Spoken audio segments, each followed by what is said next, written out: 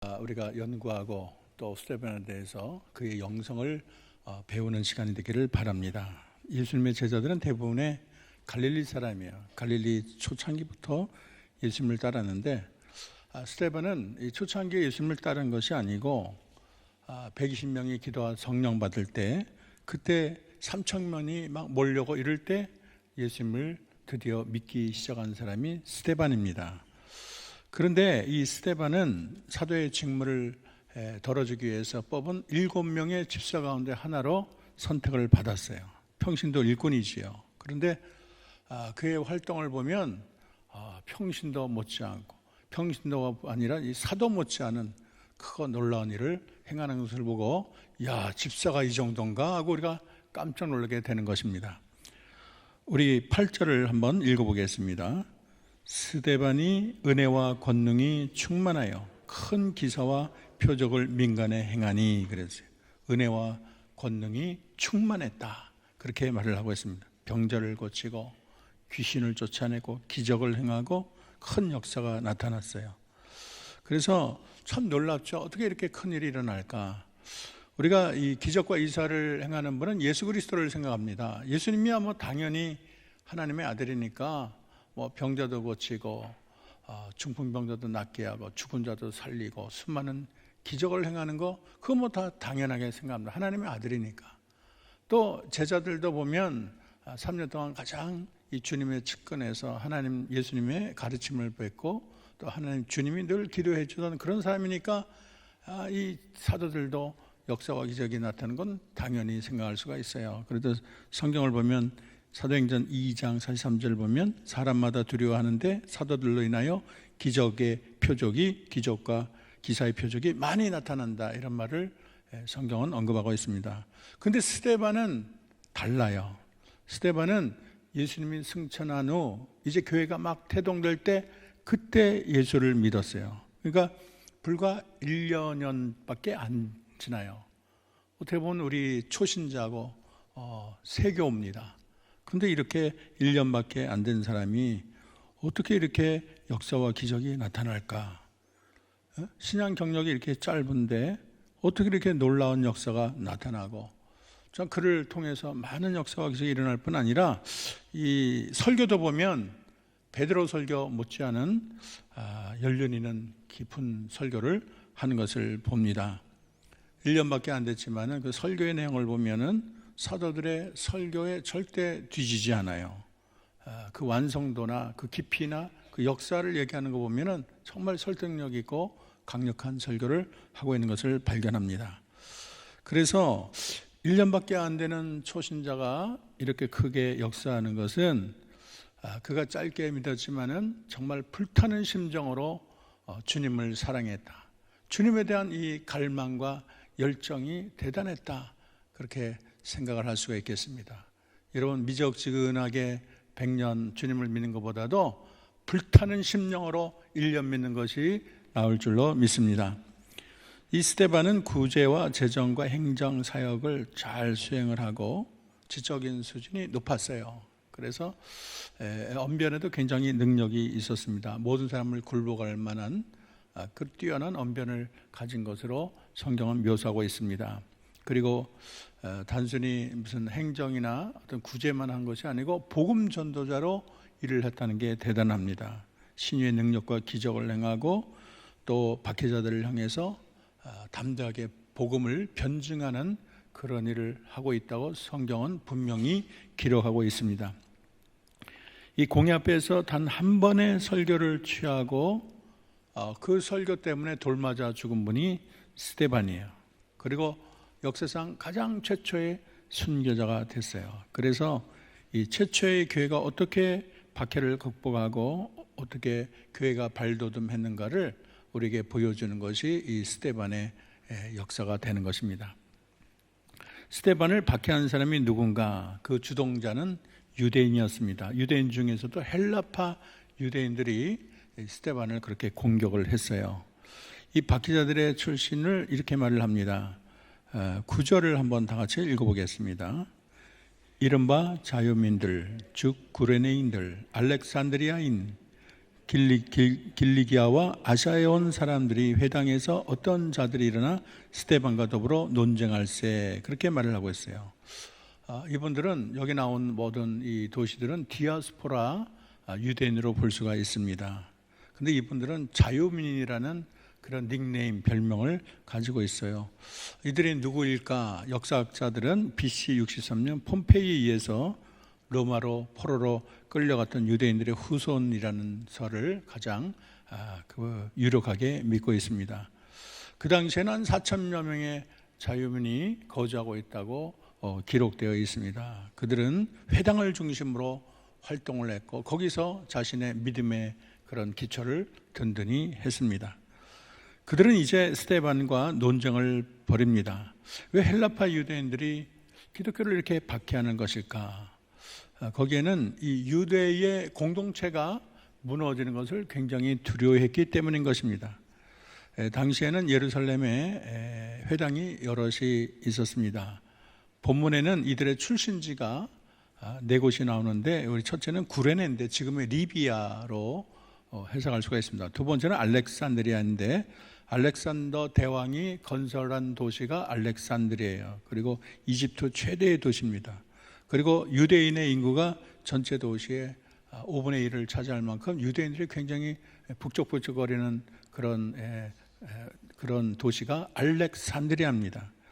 여기서 이제 헬라어로 번역이 되는 놀라운 역사적인 사건이 일어나죠.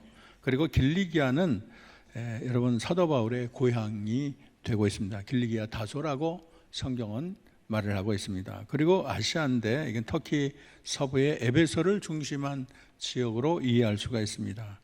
그래서 이들이 단 한 회당에서 오는지 이런 여러 회당에서 오는지는 우리가 자세히 알 수가 없어요.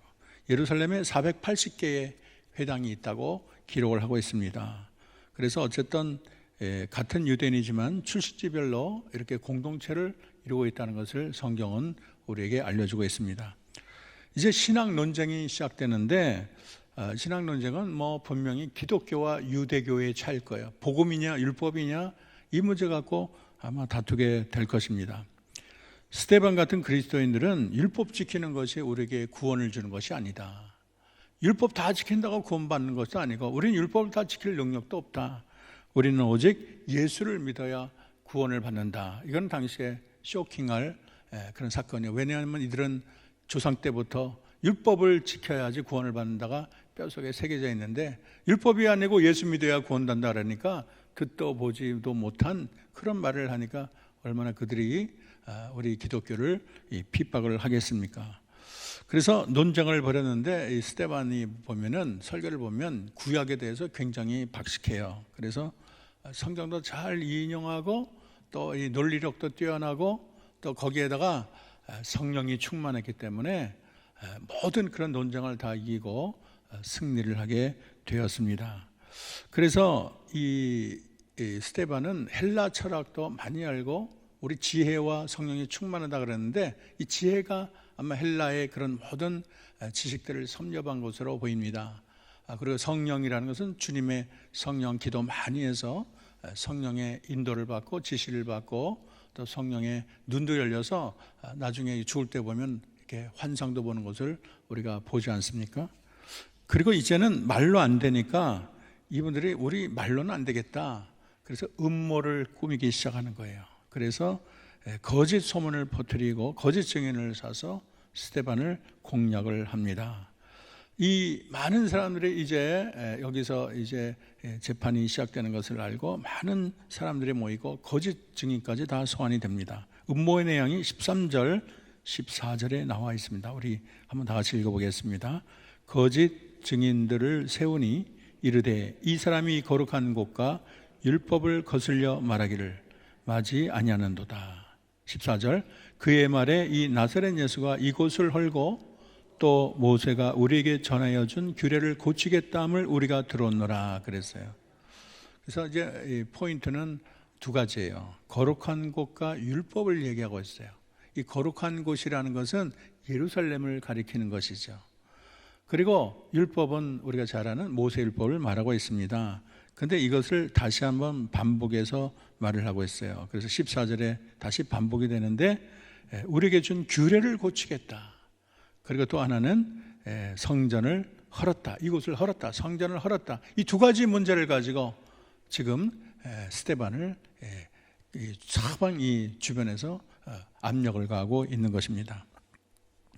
일단은 이 규례를 고치겠다는 것은 모세가 십계명을 비롯해서 하나님께 받은 모든 율법과 규례를 말을 하고 있습니다. 예수님께서 물론 내가 새 계명을 준다는 말을 하셨죠. 그런데 그걸 오해하게 되면 옛날의 계명을 다 헐어버렸구나, 그렇게 옛날의 계명과 아주 대조적이고 혁명적인 사람으로 이해하기가 쉽습니다.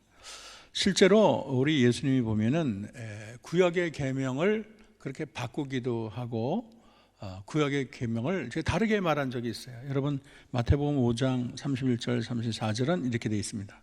또 일렀으되 누구든지 아내를 버리려거든 이혼 증서를 줄 것이라 하였으나 나는 너희에게 이르노니 누구든지 음행한 이유 없이 아내를 버리면 이는 그로 간음하게 하며 또 누구든지 버림받은 여자에게 장가드는 것도 가능함이라 그랬어요. 그러니까 구약의 계명과 예수님의 좀 말이 좀 달라요. 옛날에는 이혼 증서 쓰고 이혼이 가능했는데 주님은 그렇게 안 된다 하고 딱 잘라서 금지를 했어요. 그래서 아내를 버리면 안 된다.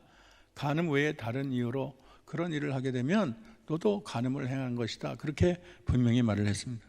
또 옛사람에게 말한 바 헛맹세를 하지 말고 내 맹세한 것을 주께 지키라 하였다는 것을 너희가 들었으나 나는 너희에게 이르노니 도무지 맹세하지 말라. 하늘로도 하지 말라. 이는 하나님의 보좌이며. 여러분 많이 들었던 이야기예요. 그래서 구약에는 그렇게 맹세를 꼭 지키라 그랬는데 예수님은 한 발짝 더 나가 맹세조차도 하지 마라 그렇게 말씀을 했어요. 그렇게 보면은 이 구약의 계명이 자꾸 예수님에 의해서 이렇게 달라진다고 생각할 수가 있겠습니다.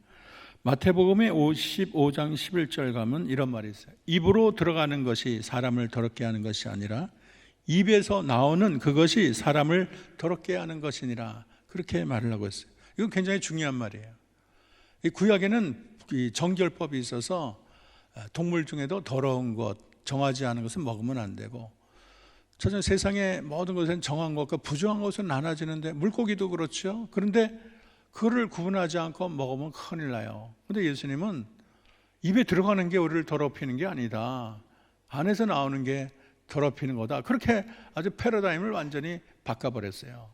그러니까 이 구약을 신봉하는 사람들, 율법을 신봉하는 사람은 예수님도 이상하고 예수님을 따르는 자도 이거는 완전히 율법을 깨는 자다. 그렇게 나오겠죠.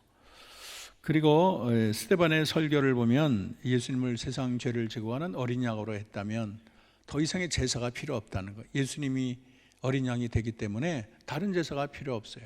그리고 예수님이 이제는 제사장, 하나님과 인간 사이의 중보자이기 때문에 다른 제사장이 필요 없다는 것을 설명하기 때문에 이렇게 되면은 구약의 많은 체계가 이게 무너지고 있는 것이 아닙니까? 그러나 그들이 잘 모르는 것은 이것은 율법의 파괴가 아니고 이것은 율법의 완성으로 가는 것입니다. 사실 예수님이 완전한 제물이기 때문에 구약의 그 제물들이 필요가 없어요. 그리고 예수님이 또 완전한 제사장이기 때문에 구약의 많은 제사장이 이제는 필요가 없어요. 그래서 모형이던 것을 실체로, 옛날에 그림자이던 것을 이제 실물로 주님이 보여준 것뿐이죠. 옛날에는 모델하우스를 보여줬다면 이제는 실제 집을 준 것인데 사람들의 이제 지혜가 짧다 보니까 예수님이 과거 율법을 다 깨트려 버렸다. 그렇게 오해를 하고 있는 것입니다. 그들은 이제 자기 자리에 위협을 느껴요. 결정적인 것은 이제 성전을 헌다. 이 말이 가장 자기의 상과도 이제 직결이 되고 자기에게 가장 압박을 주는, 마음의 위축을 주는 그러한 내용이었습니다. 실제로 요한복음 2장 19절에 보면 예수님이 말했어요. 예수께서 대답하여 이르시되 너희가 이 성전을 헐라 내가 사흘 동안에 일으키리라. 그리고 예수님을 십자가에 못 박을 때도 이거를 이유로 들었어요. 성전을 헐겠다고 했다. 그리고 3일 만에 다시 짓는다고 했다. 이것이 굉장히 문제가 돼서 예수님도 십자가에 죽게 하는 하나의 요인이 됐습니다. 그런데 사실은 이 말은 비유였어요. 이 말은 성전을 허는 것은 예수님이 이제 죽으시고 성전을 다시 짓는다는 것은 3일 만에 짓는다는 것은 3일 만에 부활한다는 것을 알려주는 그런 내용을 비유적으로 말을 했는데 이제 백성들이 알아듣는 귀가 없으니까 이 비유를 실제로 받아들이고 예수님이 성전을 헌댄다고 한다. 그 제자들도 마찬가지다. 그 말을 그렇게 앵무새같이 그렇게 외우고 있다. 그렇기 때문에 자기들에게 그렇게 위협을 느끼는 거예요. 이들이 성전에 대해서 극도로 예민한 이유가 있어요. 그거는 기득권이 실려있기 때문인 것입니다. 이스라엘 전역에 사는 남자들은 1년에 의무적으로 3번은 성전에 나와야 돼요. 게다가 세계 각지에서 디아스포라 몇백만의 그런 유대인들이 성전을 순례하는 것을 큰 자랑으로 여겼습니다. 근데 그때 수백만 명이 오는데 그냥 오는 것이 아니고 소나 양을 제사 드리게 되죠. 그래서 이 소나 양을 그 예루살렘에서 팔지 않습니까? 이게 엄청난 금액이에요. 중요한 수입원이 되는 거예요. 간단히 말해서 예루살렘 대부분이 예루살렘 성전 덕분에 먹고 사는 사람들입니다. 근데 예수님이 성전을 헐겠다 이렇게 나오니까 이거는 자기의 밥그릇을 빼앗는 것과 다를 바가 없어요. 결국에는 자기 돈주머니 싸움이 되는 것입니다. 그렇기 때문에 즉각적으로 이렇게 공회가 소집돼서 그 예수님뿐만 아니라 예수님의 제자들 그리고 스데반까지 공격을 하고 있는 것입니다. 사실 이 재판은 굉장히 위험한 재판이에요. 왜냐하면 예수님도 이 재판을 통해서 결국은 죽는 데까지 넘어가게 되었고 또 사도들도 이 재판들을 통해서 온갖 협박을 다 받았어요. 스데반이 그걸 다 알아요. 그렇기 때문에 참 이거 한마디 잘못했다가는 자기 목이 날아가는 거죠. 그러나 이 스데반은 마음이 담대했습니다. 망설임이 없이 구약을 다 언급을 하며 하나님의 복음을 아주 정확하게 얘기를 했고 예수님이 바로 구약에서 보내주기로 한 그런 메시아다 이거를 강력하게 증거를 했습니다. 여러분 스데반에게 뭐가 잘못이 있습니까? 성령 충만해서 하나님이 가리키는 것만 가리켰을 뿐인데 참 죽음이 이 스데반을 기다리고 있습니다. 오늘 우리가 참 은혜 받기를 원하는 것은 이 스데반이 죽을 때 또 이 위기에 놓일 때 그 얼굴이 천사와 같다는 게 참 이게 감동적이었어요. 저는 이거를 조금 언급하고 싶었는데 이게 너무 좋아서 여기에 좀 많은 중심을 실었습니다. 여러분 우리 15절을 우리 다 같이 한 목소리로 읽어보겠습니다. 공회 중에 앉은 사람들이 다 스데반을 주목하여 보니 그 얼굴이 천사 얼굴과 같더라. 여러분 스데반의 얼굴이 뭐가 같다 그랬어요? 천사의 얼굴과 같다. 최고의 영성이에요. 백성들이 충돌해서 어떻게 하면 스데반을 잡아 죽일까 하여간 온갖 그 마음을 다해서 죽음으로 몰고 가려고 혈안이 다 돼 있는데 그런 날강도 같은 사람들만 가득 차서 참 아차하면 자기가 죽을 위기인데도 불구하고 공포에 질리거나 목숨을 구걸하거나 마음이 쭉 처지거나 이런 것이 아니고 그 위기 한가운데 있는데도 얼굴이 천사 얼굴이 같다. 얼마나 좋습니까? 어떻게 하면 이 스데반이 이러한 영성을 지니고 있을까? 참 이게 참 대단하지 않을 수가 없어요. 그리고 더 놀라운 것은 그 다음 장이에요. 여러분 한 장 더 넘겨봅시다.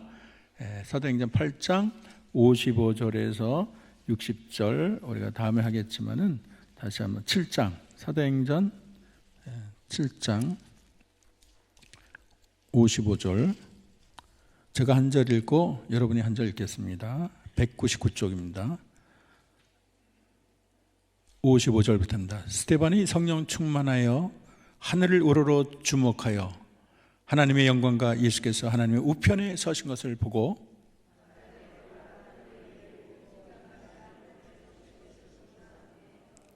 그들이 큰 소리를 지르며 귀를 막고 일제히 그에게 달려들어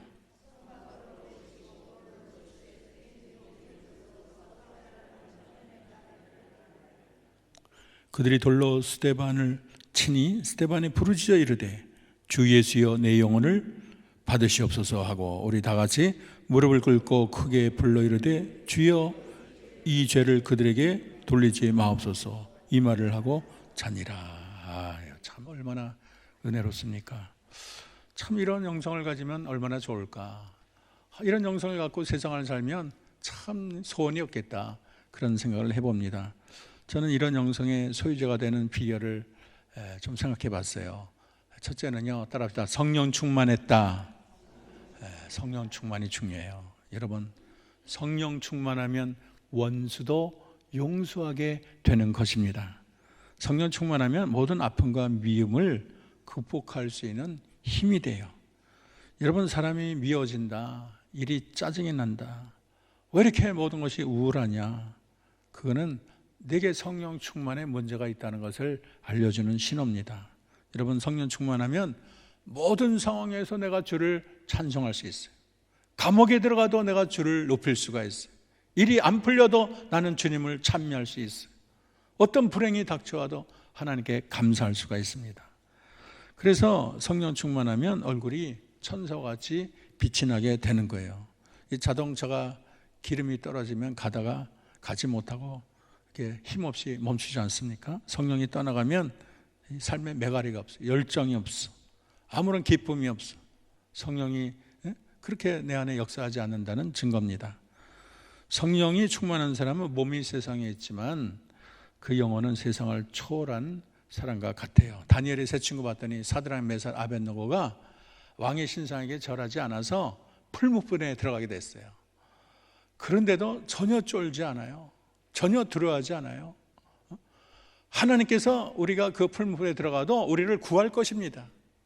그렇지 아니해도 나는 그 왕의 신상에 절하지 않겠습니다. 얼마나 참 대담합니까? 풀무불에 누워 들어간다 하면 다들 사색이 되고 어쩔 줄 모를 거예요. 뭐 별의별 생각이 다 들 거예요. 집에 둔 아이 생각도 나고 남편 생각, 무슨 아내 생각, 별의별 생각이 다 들 거예요. 그러나 이렇게 죽음 앞에 이렇게 대담할 수 있는 것은 그 안에 성령이 충만하기 때문인 것입니다. 그래서 스데반도 성령의 사람, 그리고 이 다니엘의 세 친구도 성령의 사람. 성령의 사람은 이렇게 담대하게 모든 문제를 극복할 수 있는 능력이 있는 거예요.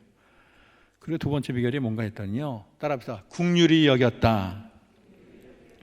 스데반은 자기를 공경하고 멸시하는 자들을 긍휼히 여겼습니다. 불쌍히 여기면 모든 것을 다 넘어갈 수가 있어요. 미워 죽겠는 사람도 불쌍한 눈으로 보면은요, 사랑하고 안아줄 수가 있어요. 제가 어떤 간증을 들었어요. 제가 대학교 때 어떤 분이 와서 교회 간증을 하는데, 그분이 그래요. 남자 전도사님이 간증하는데 제가 제일 세상에 미운 사람이 여자 전도사래. 얼마나 그런 가시를 갖고 찌르는지 모른대. 하면 보기만 돼도 머리가 오싹하고 가까이 올까 봐 겁나고 그랬대. 근데 어느 날 제가 기도 중에 하나님께서 환상을 보여주는데, 그 아주 그렇게 매운 고추 같은 그 여자 전도사가 이제 일이 다 끝나니까 자기 방 안에 들어갔는데 텅 빈 방에 축 처져가지고 아무런 매갈이 없이 쭉 그렇게 누워 쓰러지는 걸 보고 불쌍한 느낌이 들었다는 거예요. 긍휼한 마음이 들었다는 거예요. 그러고 나서는 그렇게 미운 사람이 좀 달라 보이고, 그리고 선물을 하나 했다는 거예요. 이 선물이 대단한 위력이 있더라고요. 그 다음부터는 옛날에 언제 그랬나 것처럼 나를 보면은 미소를 짓고, 그 다음에 그분이 점점 이뻐하는 생각이 들었다는 거예요. 그거 보면은 긍휼이 참 대단하다는 그런 생각을 해봅니다. 여러분, 긍휼을 가지고 우리가 이 세상을 살면 용서 못할 자가 없고요, 덮어주지 못할 자가 없어요. 요즘에 신문가 보면은 재혼한 사람들이 결혼을 하면 이제 전처 자녀, 전 남편의 자녀를 보고 아주 그것 때문에 문제들이 많이 생각나는 게 아주 심각한 문제가 많이 생각나지 않습니까? 내 혹이다, 내 삶을 방해하는 방해거리다, 그렇게 생각해서 냉대를 하고 때리기도 하고 참 안 좋은 소문을 우리가 많이 듣습니다. 그러나 우리가 긍휼의 눈으로 보면 그게 다 사랑의 눈으로 바라볼 수 있지 않겠어요? 제가 아는 목사님은요, 아이가 셋이에요. 셋인데 또 한 명을 양아들로 들였어요. 근데 아무도 누가 양아들인지 알 수가 없어. 왜냐하면 똑같이 돼. 자기가 낳은 자식이나 또 밖에서 들인 자식이나 아무런 차별이 없어. 그리고 그 자식들도 보면은 데려온 아이에 대해서는 이 100분의 1 그런 차별이 없어. 똑같이 해. 그래서 그 목사님이 얼마나 존경스러운지, 그렇게 사랑의 마음으로, 긍휼의 마음으로 이 사람을 품는 것이 얼마나 멋진가, 이런 생각을 해봤습니다. 여러분, 우리가 긍휼을 가지면 세상이 따스하고 세상이 살맛나게 될 것입니다. 세 번째는요, 따라서 한없는 용서. 스데반은 예수님의 마음을 가졌어요. 왜냐하면 59절 60절 보면 주 예수여 내 영혼을 받으시옵소서. 무릎 꿇고 크게 불러 이르되 주여 이 죄를 그들에게 돌리지 마옵소서. 이 말을 하고 자니라 그랬어요. 예수님도 십자가 달리실 때 자신을 못 받는 사람을 위해 기도했어요. 아버지여 저들을 사하여 주옵소서. 저들이 하는 것을 알지 못합니다. 어쩌면 이렇게 예수님 닮은지 모르겠어요. 이렇게 용서 잘하는 게 저는 최고의 영성이라고 생각을 해요. 용서가 행복하고, 용서가 안 되잖아요. 그러면 감옥에 갇히는 것은 그 사람이 아니라 내가 갇히는 거예요. 미움이라는 빙하의 감옥에 내가 갇히고, 평생 원수 갚는 것만 생각하다 보면 나중에 내가 마귀가 되는 거예요. 증오로 가득 찬 그런 사탄으로 변하는 것입니다. 그래서 용서가 이 세상을 평화롭게 하고, 또 용서한다면 깨끗이 해야 돼요. 우리 용서한다고 하면서 찌꺼기가 남아있어. 나는 용서를 하겠지만 너를 보고 싶진 않다. 그게 이제 일반, 용서는 해. 내 앞에 가까이 오지 마. 힘들어. 용서는 할게. 그게 보통 사람들. 우리가 진정한 용서, 품에 안아주는 용서를 하면 정말로 우리가 천사의 얼굴로 이 세상을 살게 되리라고 믿습니다. 그리고 마지막은요, 따라다 천국의 영광을 바라봤다. 스데반이 자기를 죽이려는 사람, 돌을 던지는 사람, 그들에게 저주를 퍼붓잖아요. 하나님이 너희를 저주하나, 내가 눈에 흙이더라도 보겠다. 내가 하늘나라 가서도 너희들 저주하는 꼴을 내가 반드시 보고 박수치겠다. 그런 얘기하지 않았어요. 그들은 이 스데반의 최후에 대해서 사도행전 7장 55절 56절을 말을 합니다. 스데반이 성령 충만하여 하늘을 우러러 주목하여 하나님의 영광과 예수께서 하나님 우편에 서신 것을 보고 말하되 하늘이 열리고 인자가 하나님 우편에 서신 것을 보노라 그랬어요. 지금 내가 고통스럽고 돌에 맞아도 하늘의 영광을 생각하니까 아무 문제되는 게 아니에요.